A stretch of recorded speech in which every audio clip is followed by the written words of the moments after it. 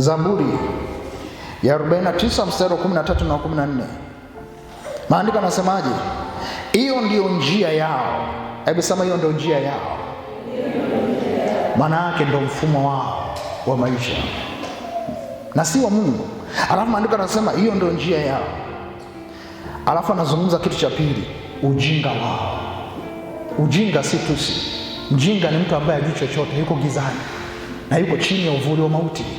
Na kwa sababu hiyo njia yao, maana yake mfumo wa maisha wameukubali, wameuzoea, wameupokea na wanaendelea nao.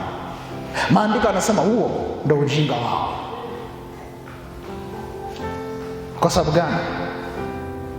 Ujinga wao kwa sababu gani? Hawajui kama kuna njia nyingine ya amani. Na ndio maana hapa ninapoambia watu ndoa nzuri, mwingine moyoni kuna goma. Kwa sababu gani? Ya njia alizopita kwenye ndoa yake. Na maandiko yanasema huo ni ujinga wao.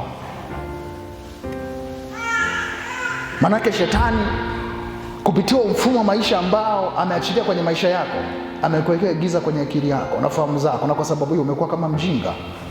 Unachokijua ndio hicho unachoishi, lakini kuna vingine zaidi ya hicho unachokijua. Kuna ufahamu mwingine zaidi ya huo unaojua. Kuna uelewa mwingine zaidi ya huo unaojua kwenye maisha haya. Ndio maana neno la Mungu ni taa.